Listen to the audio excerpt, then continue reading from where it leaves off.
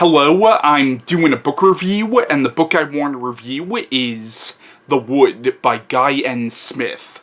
And I also want to say Happy Easter, because today is Easter Sunday. The book I'm reviewing has nothing to do with Easter whatsoever, but since this review happens to be landing on Easter Sunday, I figured for those of you who celebrate Easter, I might as well just wish you all a Happy Easter. Well, the book I'm reviewing is about people coming back from the dead, so maybe that's Easter related in a way. Now, The Wood was published in 1985, and the plot of this book is it follows this young woman named Carol who, after a fight with her fiancé, goes out to a dance club, and then she's walking home and she gets picked up by a stranger. She, accepts the ride from the stranger, and this stranger ends up raping her, but she manages to escape and runs out into this woods, and he goes after her, and they both end up trapped in this woods, and it turns out the woods is haunted by some kind of a supernatural force.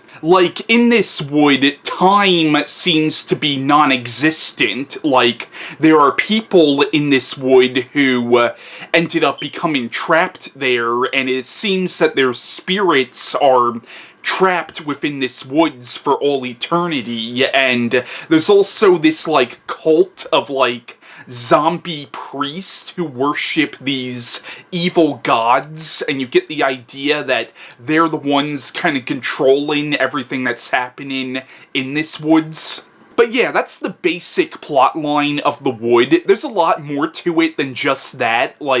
Other people start going into this woods looking for Carol. These people including her fiancé and a police detective and a bunch of other people who also end up becoming trapped in this wood. But what I gave you is just a very basic outline of the plot. But yeah, I definitely recommend The Wood by Guy N. Smith. I thought this was a really entertaining book.